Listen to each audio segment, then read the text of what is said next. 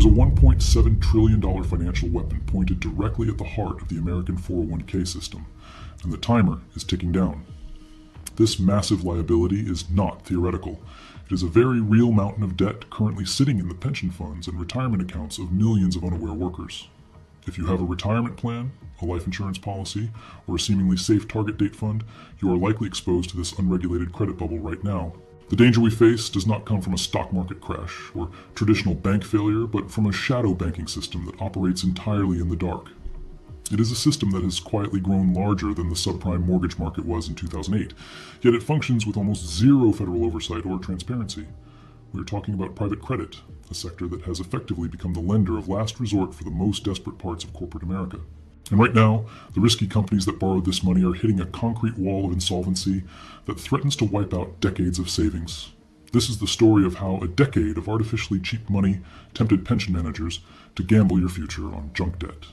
And it is the story of the complex accounting tricks being used at this very moment to hide the catastrophic losses from the public eye. To understand why this crash is mathematically inevitable, we have to look closely at where this mountain of money actually came from.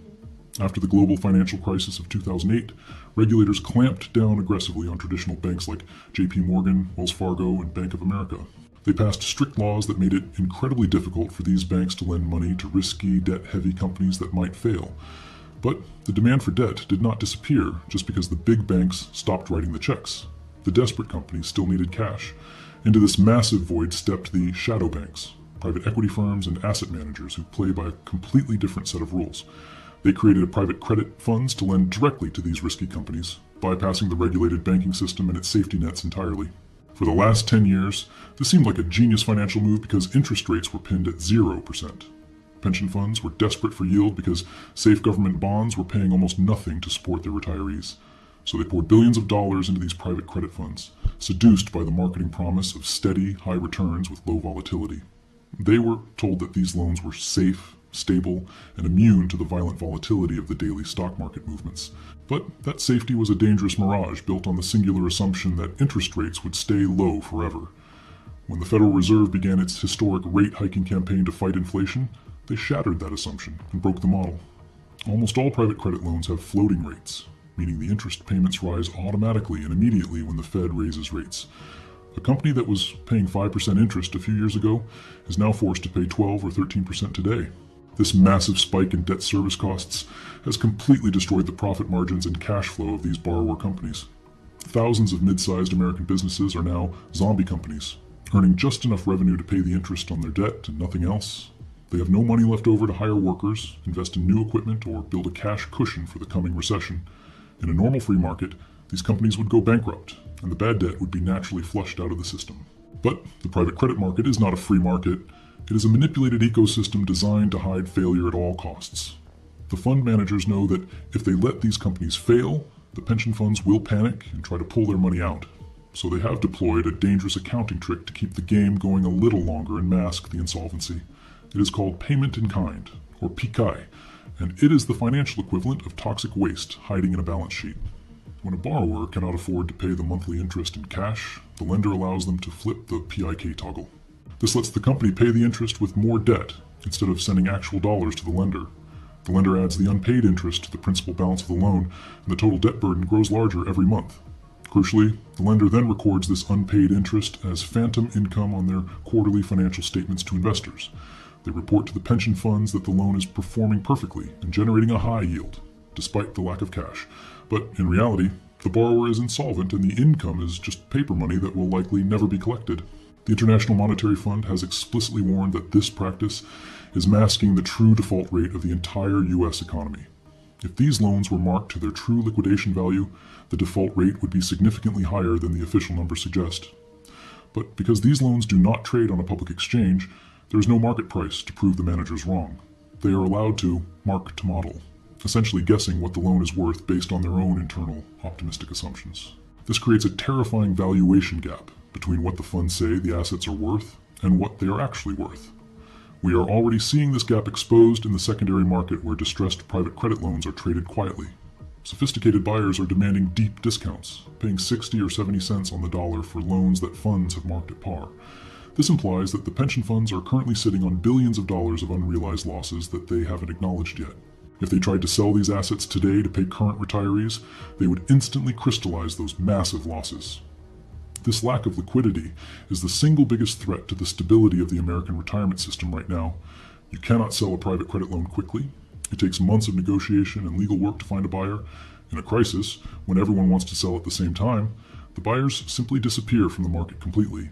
This leads to gating, a mechanism where the fund manager locks the doors and legally forbids any withdrawals for a period. We have seen this happen before in the commercial real estate sector, and it is now spreading rapidly to credit funds. Imagine entering your retirement years and being told you cannot access your life savings because the fund has been gated. This is the nightmare scenario that federal regulators are quietly preparing for behind closed doors in Washington right now. The exposure is not limited to a few wealthy individuals. It is systemic and widespread across the entire working class. Public pension funds, which manage the savings of teachers, firefighters, and police officers, have some of the highest allocations to this sector. They chase the yield to plug their own funding gaps, and now they are trapped in the trade with no exit. If the shadow crash accelerates, state governments will be forced to step in to save the pension systems. They will have to choose between cutting benefits for retirees or aggressively raising taxes on working families to fill the hole. This effectively transfers the risk from the private sector speculation directly to the taxpayer, just like in 2008. But unlike 2008, the Federal Reserve has very limited tools to fix a private credit crisis of this magnitude. They cannot buy these loans to stabilize the market because they are not government-guaranteed securities like treasuries.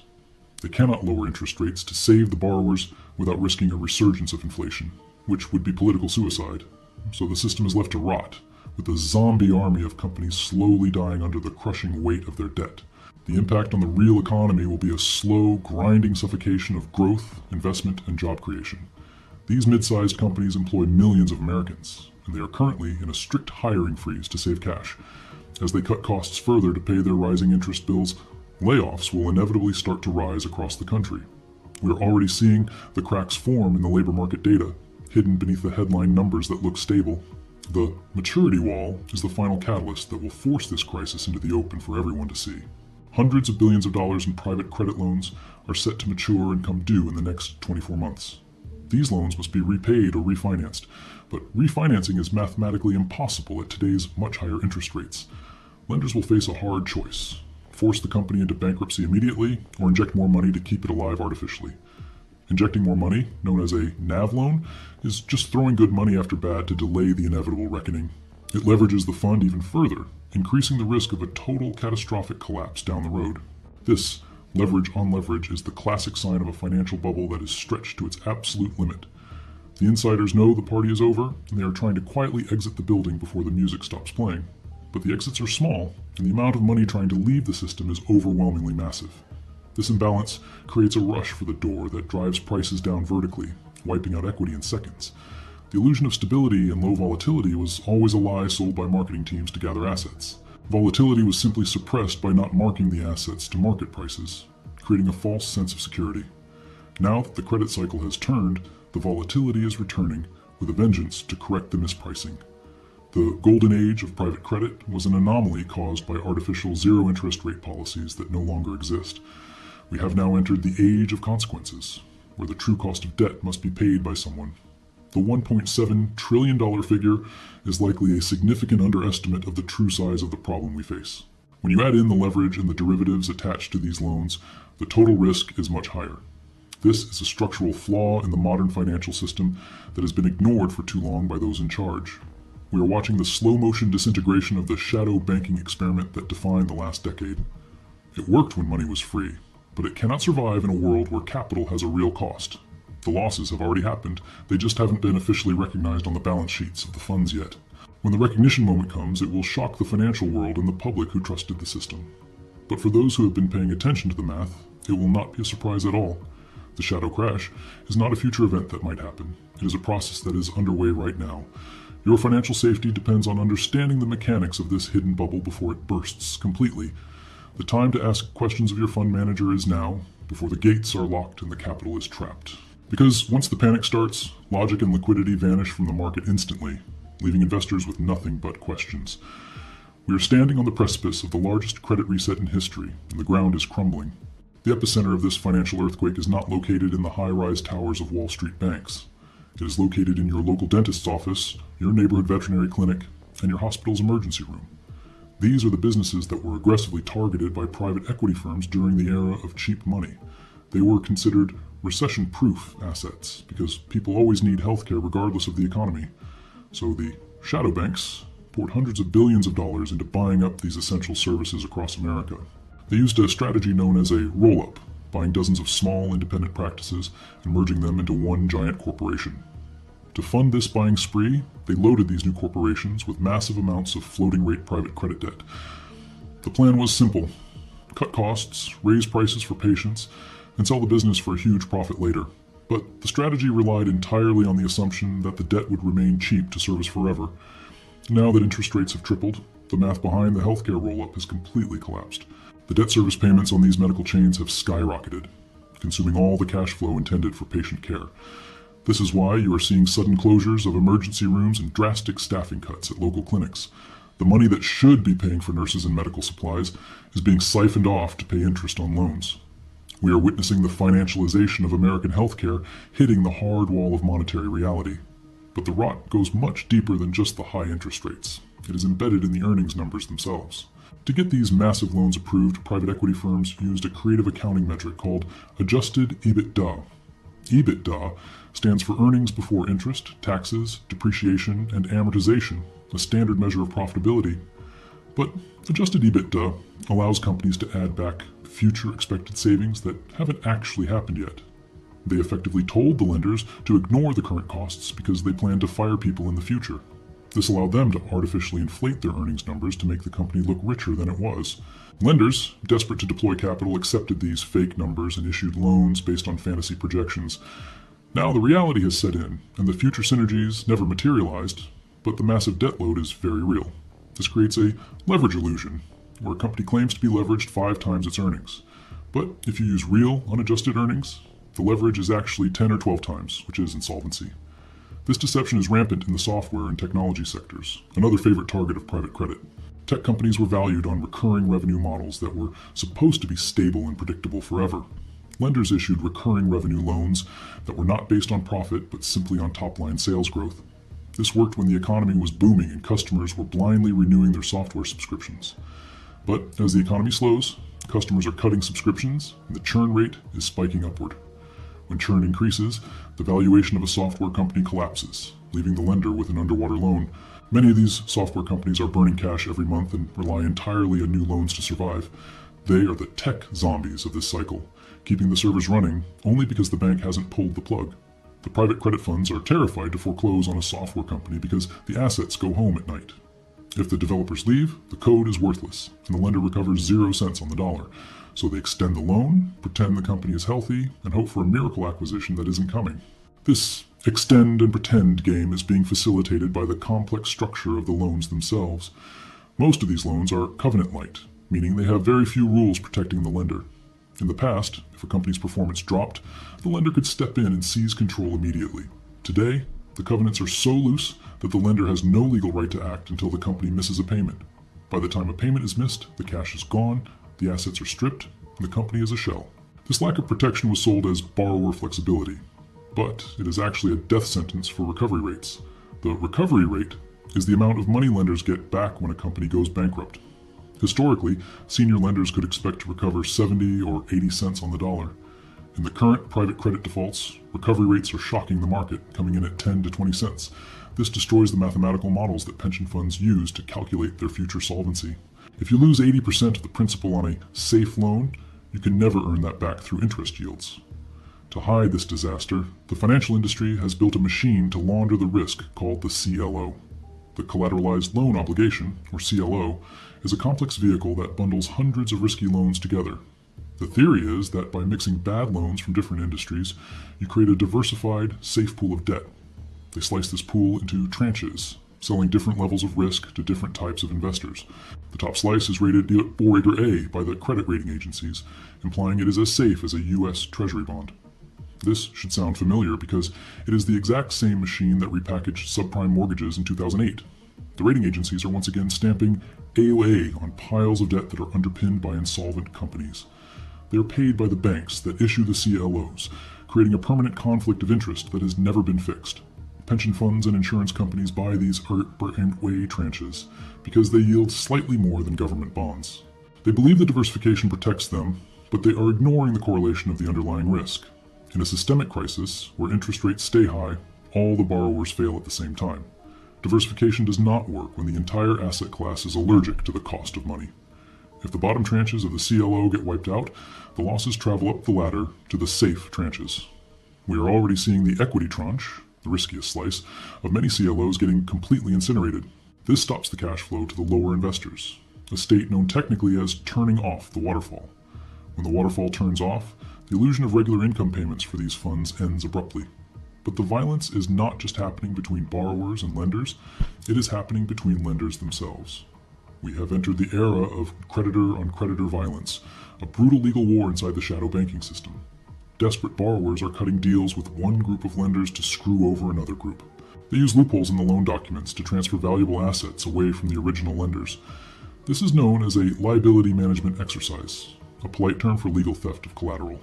A famous example is the J. Crew trap, where a company moves its intellectual property into a new subsidiary.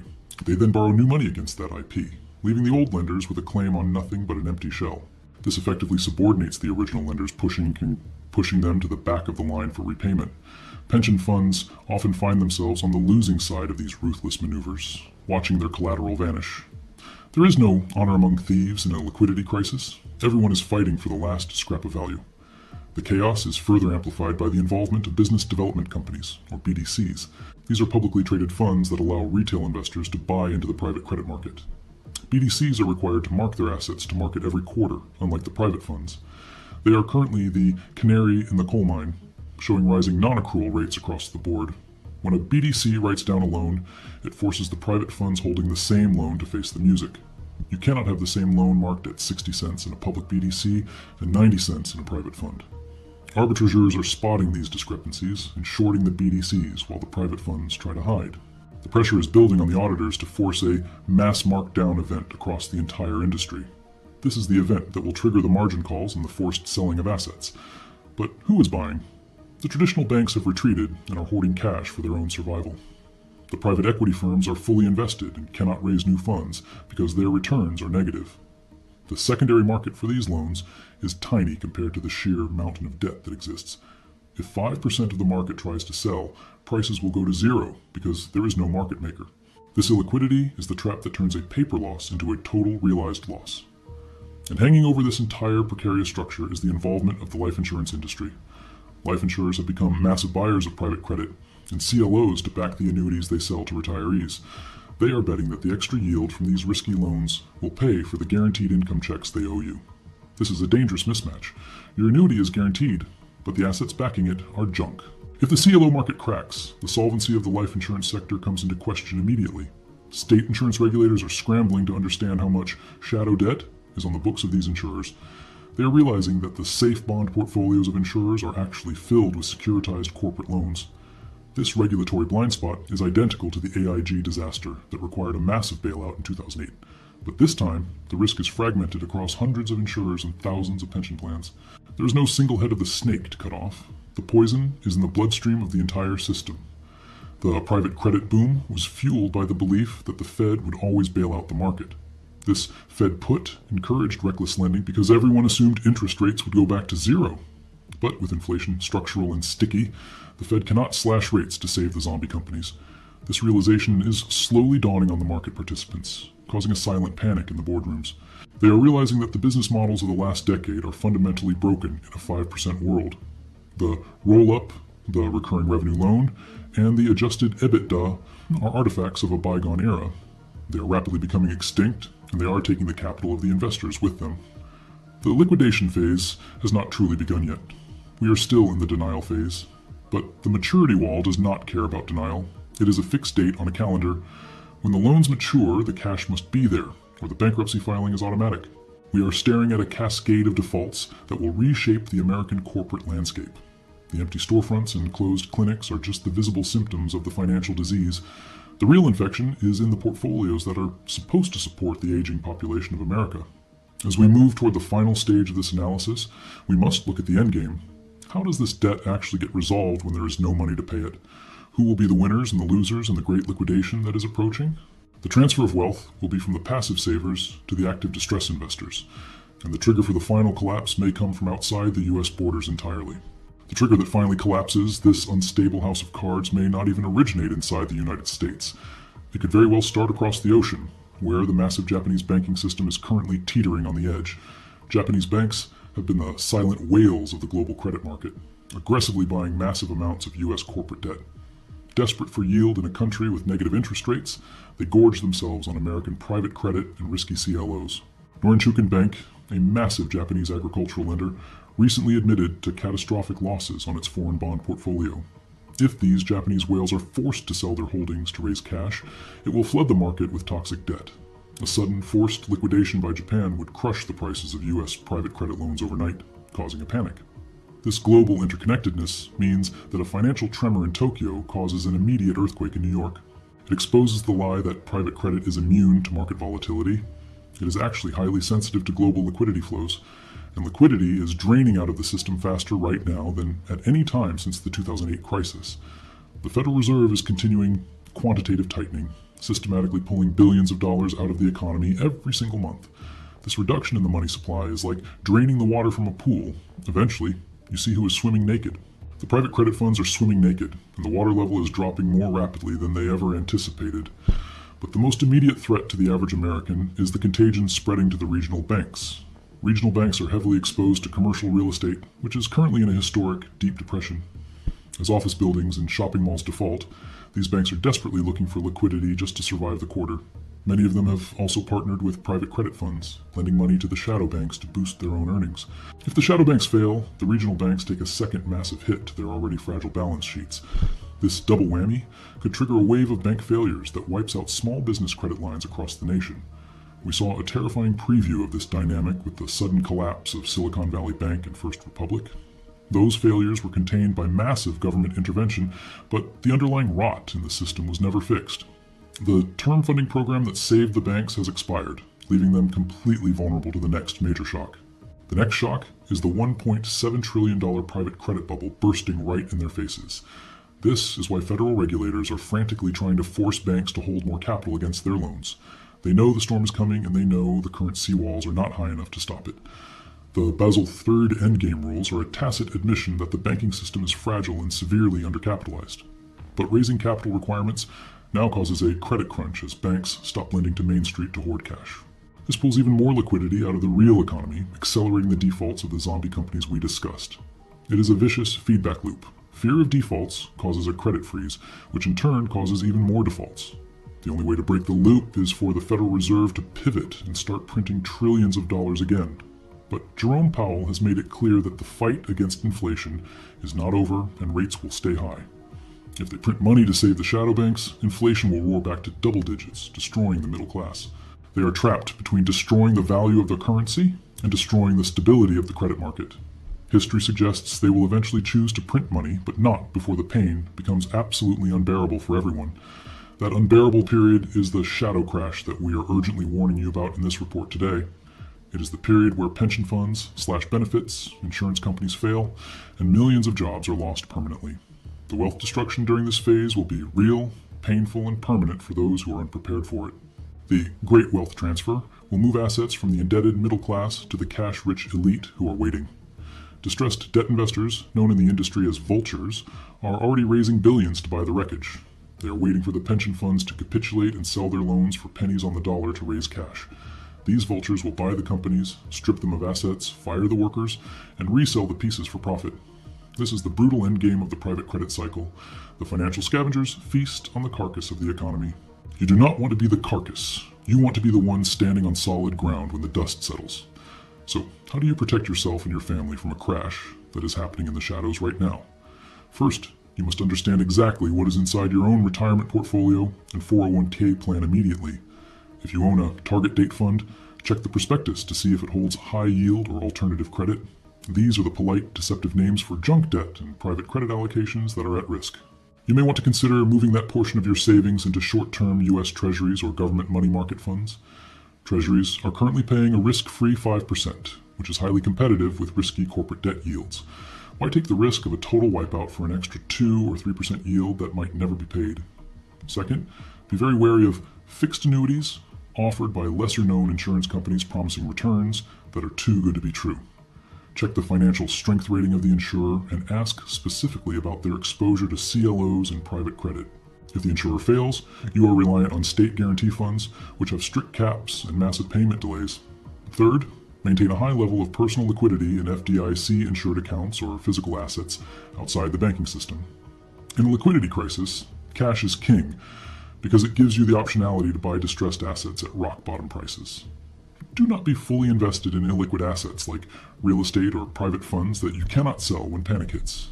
Fourth, pay down your own floating rate debt as aggressively as possible to avoid the interest rate trap. The same interest rate spike killing the zombie companies is hurting households with credit card debt and adjustable mortgages. Get out of the debt system before the credit lines are cut off by the banks during the coming crunch. Finally, educate your community and your family about this hidden risk so they are not caught off guard. Most people are sleepwalking into this crisis, trusting that the experts and regulators have everything under control. The experts do not have it under control. They are actively trying to hide the problem to prevent a panic. The soft landing narrative is a marketing slogan designed to keep you invested while the institutions exit their positions. Real economic data shows a hard landing is already happening in the industrial, manufacturing, and credit sectors. The freight recession, the manufacturing contraction, and the bankruptcy spike are the real indicators of the economy's health. The stock market is being propped up by a handful of AI tech stocks, masking the weakness underneath the surface. This bifurcated market cannot last forever. Eventually, the credit reality drags the stock valuations down to earth. When the credit cycle turns, equity values are always the last to fall, but they fall the hardest and fastest. The $1.7 trillion bubble is the pin that will pop the everything bubble we are living in. It is the weak link in the chain that connects the high towers of Wall Street to Main Street America. We are witnessing the end of an era of financial irresponsibility and magical thinking about debt and risk. The belief that you can borrow your way to prosperity without paying the price is dying a painful death. The price is now being presented, and it includes the accumulated interest of a decade of mistakes. This correction is necessary to cleanse the system of zombie companies and bad capital allocation that stifles growth. But the process of cleansing is painful, chaotic, and destructive to the unprepared investor who ignores the signs. The shadow crash will rewrite the rules of investing for the next generation of Americans. It will teach us again the difference between return on capital and return of capital in a crisis. Getting your money back is more important than getting a high yield on paper that disappears in a crash. The pension funds forgot this lesson, and they are about to learn it the hard way in the coming months. Do not let their mistake become your financial ruin. Take action while the window of opportunity is still open. Take control of your financial destiny by becoming your own risk manager and questioning every financial product you own. Do not delegate your safety to a fund manager who gets paid whether you lose money or not. The incentives of Wall Street are not aligned with the incentives of your retirement security. They want fees and assets under management. You want security and survival for your family's future. This divergence of interests is why the private credit trap was set in the first place by the industry. It was a product designed to generate massive fees for them and hide massive risks for you. Now the trap is springing shut, and the window for protective action is closing rapidly every single day. The signs are all around us. The PIK toggles, the gated funds, the failing insurers, and the rising defaults. You have been given the warning that the mainstream media is largely ignoring until it is too late. They will only cover this story after the crash has already happened, when your losses are already locked in. You have the advantage of foresight and the ability to act before the herd panics and liquidity vanishes. Use this knowledge to fortify your balance sheet, protect your family, and survive the coming financial storm. The storm is here, operating in the shadows, but its devastating effects will soon be visible to all of us.